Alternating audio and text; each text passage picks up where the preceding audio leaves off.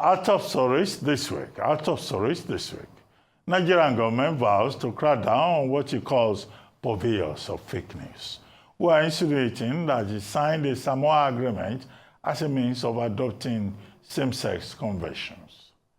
3 dissident members of ECOWAS, Niger Republic, Mali, and Burkina Faso, entered a deal at the first summit of the Alliance of Sahel States, as West African leaders say the country's pullout is unacceptable. And Labour Party leader Sir Keir Starmer is appointed UK Prime Minister after his party handed a crushing defeat to the Conservative Party in last Thursday's parliamentary elections. Details in just a moment.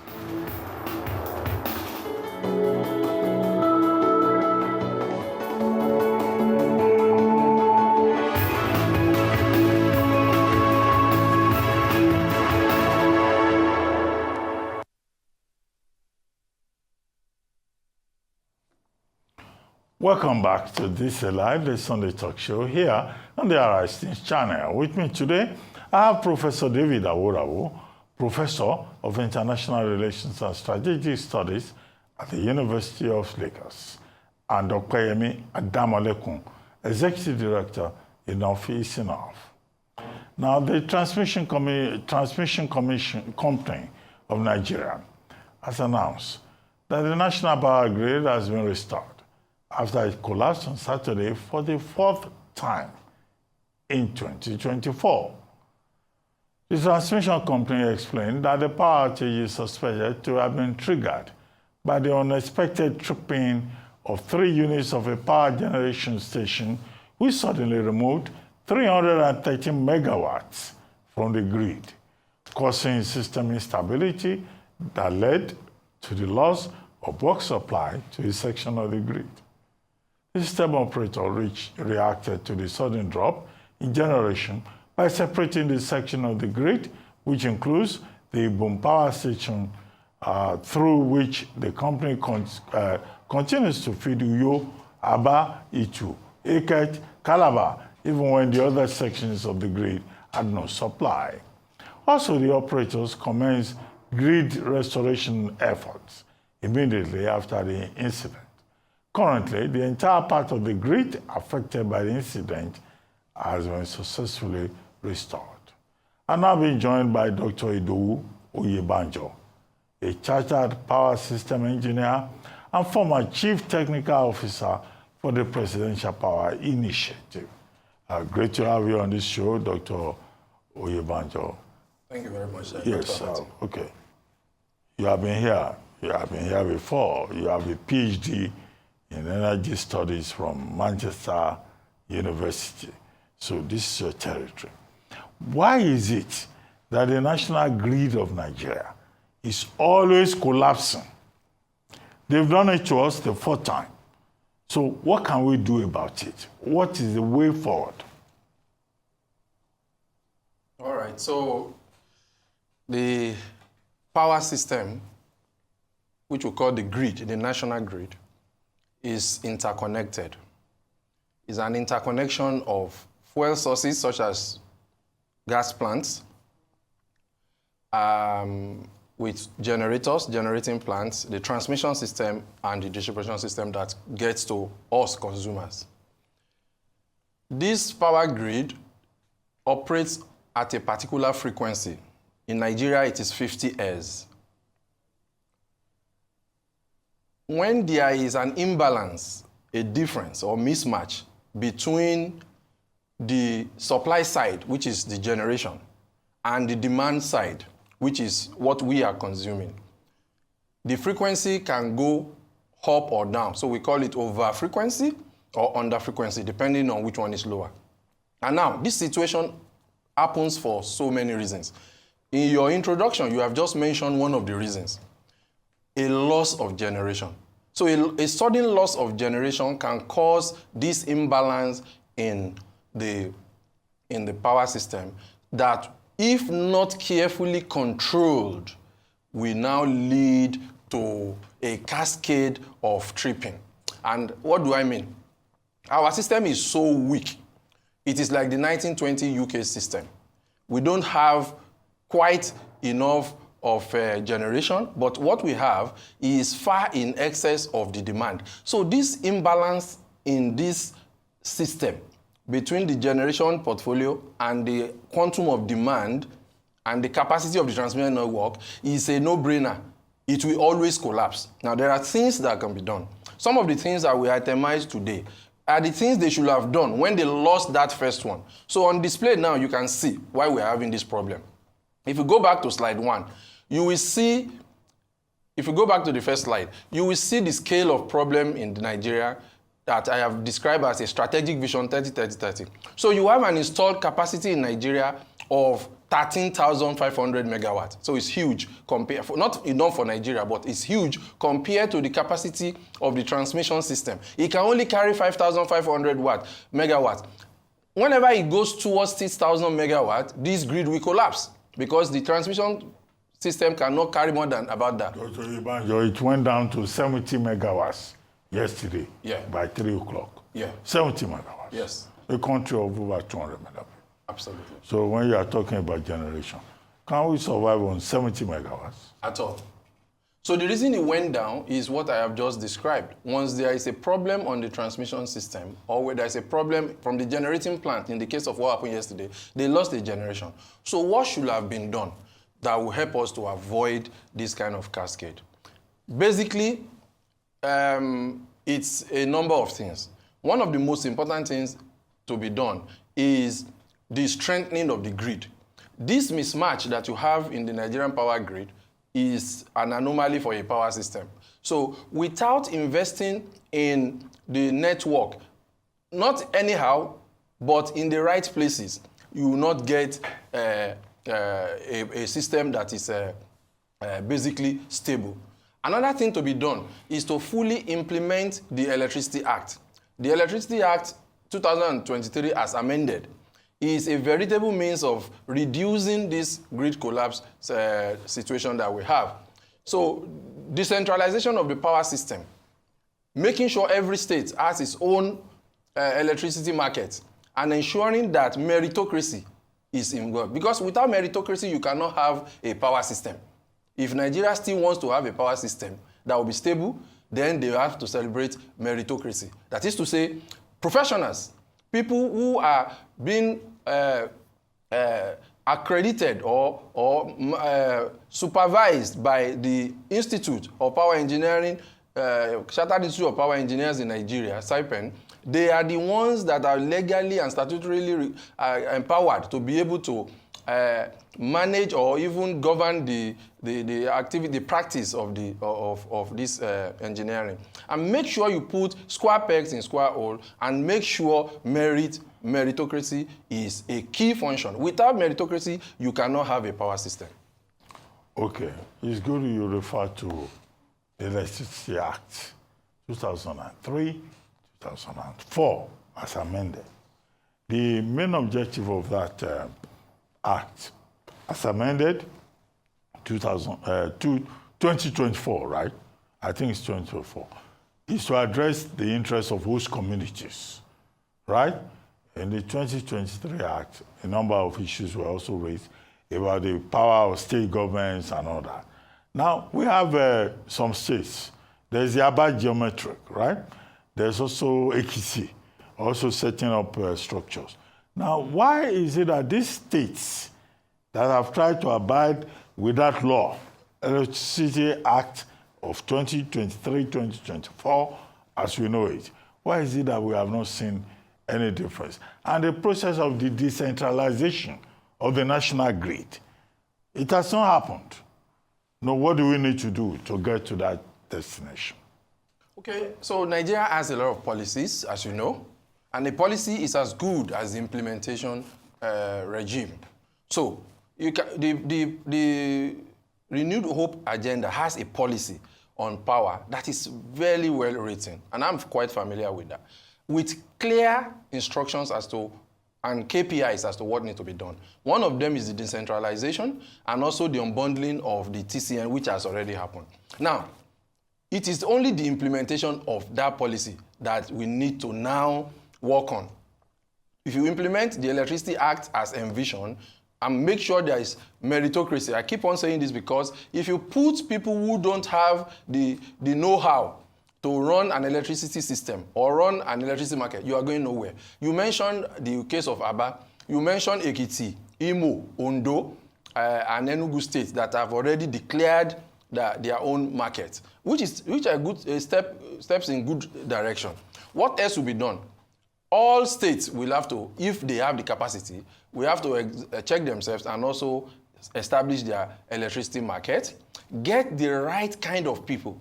Talk to Chartered Institute of Power engineers who are professionals, past and present, who have worked in the industry, who know exactly what needs to be done.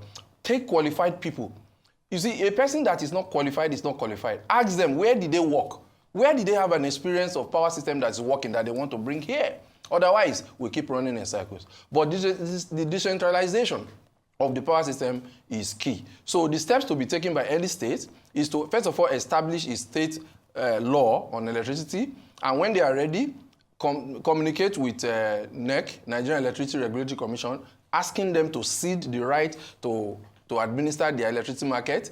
NEC will check all conditions precedent, and when they are satisfied, NEC will then give an approval, then over to the state. It is not something to be taken lightly. What I must say here is, whenever a state wants to come out of this national grid, which I recommend strongly, they should take meritocracy serious. Otherwise, you will get the kind of privatization done in 2013 that was done predominantly to fail.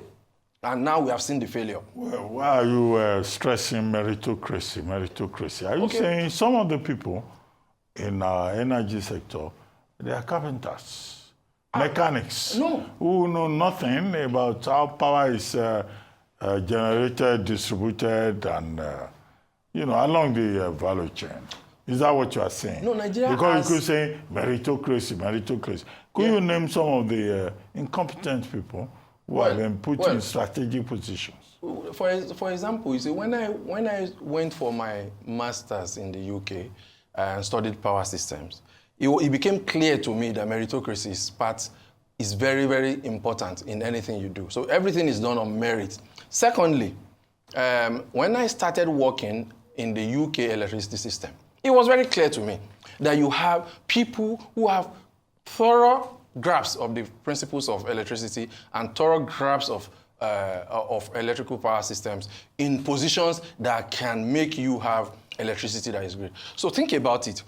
Our system is in the 1920 situation. The way UK and US and possibly other European nations were in 1920, that's where we are now. And the reason is because they took meritocracy as important. And that's why I keep saying that, because the subject itself is complex. So if you don't understand it, this is what will happen. The generator will tell you something. Oh, it is spinning reserve that is causing it. Now, you don't know what spinning reserve is. Then the distribution will say, oh, they didn't put capacity where we want it. And then transmission say, oh, it is load rejection. But you don't know the meaning of all these terms, and you can't interpret them. So how will you run them? So what I'm saying is that if you employ people in your electricity market, make sure they have direct experience, 10 to 15 to 20 years of cognate experience in power system for you to have a successful power system. If you must have a power system, you must run it like those who have stable power system. Who are those? UK, US, China, continental Europe, and so on and so forth. If you want a power system, 3 things are key: meritocracy, pragmatism, and honesty. Okay, Dr. Oyebanjo, you were Chief Technical Officer of the Presidential Power Initiative. Yeah. You currently run an energy system, Idowu Technologies, I think it's called. Yeah, so you are within that space. Yeah. So are you complaining that you were not allowed to function when you were Chief Technical Officer, and that some of the people who have been brought in after you left, you don't think that they're as good as this PhD in Manchester in energy system? Absolutely not. Actually, we did a lot under the Presidential Power System Initiative. As you can see, for the first time in Nigeria, we brought in an intelligent solution, because when there was a pandemic, as well as the fallout of the war in Ukraine, we had restriction from Siemens as to what they can produce in time. So what did we do? We came up with a clever solution to bring mobile substation into Nigeria, and that has been installed in various places. No, that's not what we are saying. I'm talking about how to have a functional power system. To have a functional power system, this aspect of professionalism is key. And that's what I'm going to say. Okay, where is the missing link? Is it transmission or generation or distribution? If you go back kindly to this mismatch that I've seen, as we have now, we have enough generation to give us additional capacity because we have 13,500, as you can see from that display we put earlier. The transmission is 5,500 megawatts in firm capacity. And the distribution, because of other factors, is is hovering around 3,500. So what do you need to do? You need to invest. First of all, start, as you see on the next slide, start to bring up the distribution capacity by investment. Look at that. So you can see the difference. The 13,500 is over 8,000 megawatts greater than what the transmission system can carry. What that means is that you don't need to do more of generation today. Then the distribution capacity is 3,500, which is short about 2,000 megawatts. There is a strategy which we have written, I have personally written and documented and sent to those who are in charge of power systems in Nigeria as to how you can do it, and I've detailed them here. You start to move that distribution capacity to 11,200 by investment in metering, by investment in infrastructure to reduce the what we call the ATC and C losses, and then that can happen in 6 to 12 months. And it is good that the president wants to achieve that. In 6 months, he says he wants to get to 6,000 megawatts. Now that is what is important, and that can be achieved with what I have written there. And then in 2 to 3 years, before 2027, we should be able to raise this capacity to what you are seeing down there. Doctor, is there hope? Because we're talking about renewed hope. Yeah, it's one thing, President Tinubu is a politician. He can promise anything. But is there hope? Why would that hope not be achieved? For the because what you have put on paper is just paper talk. It's a theory. Is there hope? Power systems worldwide, they are the same, okay? If you run a power system efficiently in UK or in America, in Canada or any other place, it operates on the same principle. And I have told you the principles, the fundamental principles you must never joke with in the power system will be the professionalism, will be the meritocracy, will be the pragmatism, will be the honesty. The renewed hope agenda, as I said earlier, has policy very clearly written, and if implemented exactly as it has been written, Nigeria is going to come out of this power wars. The implementation, like many policies in Nigeria, as we have seen in the past, depends on getting the right people to do the implementation. No, I don't get this. You keep talking about professionalism, meritocracy, getting the right people. Are you looking for a job? Well, do you want your job back? No, as chief certainly technical not. advisor? No. Yeah, because it's like saying the people who are there, they don't know what they are doing. Absolutely not. They have no idea. Absolutely not. I am interested. You want a job? No, it is to get a power system that is functional, to move from the point where we are now to the next phase, which we are talking about, the Electricity Act. These things I am mentioning are important. So you have many people, very qualified people in SIPEN who can really, really help to achieve this. The Chartered Institute of Power Engineers of Nigeria. But the people who are there now, you are saying they are doing nonsense. No. That's why the national grid keeps collapsing. No, I have told you some of the reasons why they collapsing. It keeps collapsing. You saw the loss of generation is one. Sometimes you have loss of load, which means the discos, that's why the fact that we have a lot of consumption, we have demand, we have people who want electricity, the discos will still reject load.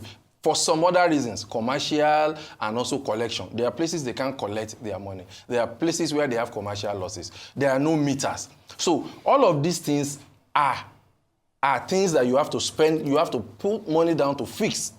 Okay? So that's that. Then there is lack of coordination of investments. So people can wake up and put an investment of transformer or substation here. But instead of doing power system studies, so by means of power system studies, it will actually pinpoint where you need to put them. So this is one of the reasons why the National Independent System Operator that has come out of the unbundling process of the Transmission Company of Nigeria will be empowered. It has to be professionals that will be there in the management of the organization. Again, the meritocracy that I've talked about, the pragmatism, and also the honesty. These people be empowered. They will be trained to have the proper knowledge of how to run the complex network that Okay, Dr. Oyebanjo, the one that concerns ordinary people like me, this Band A, Band B, Band C, they have even increased tariffs further,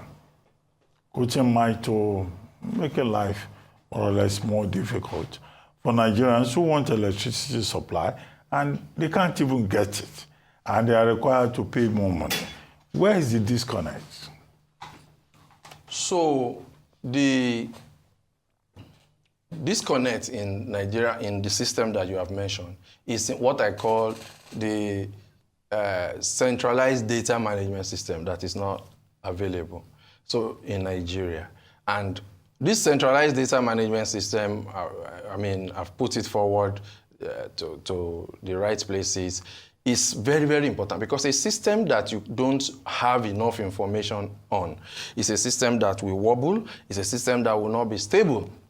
And when you say Band A, Band B, Band C, you can understand the rationale behind what is being done. But look, power system is made for the citizens, for the consumers. And power must be affordable, it must be available, it must be reliable. That's not what we have today. That's what we must work to. And that's why we in power systems are passionate about the subject and also the practice of our profession. And hopefully, we are going to get it right. But again, I must say, to get it right, the principle of meritocracy is fundamental. You keep talking about meritocracy. Yeah. Looks like in this country, they have put carpenters in charge of the energy system. I wouldn't say in Nigeria. So. Well, when you keep saying meritocracy, this is what I know. It looks like the incompetents have taken over the sector. So for you to have a power system, having gone to the point of a PhD in the same subject, that's quite a significant amount of time invested.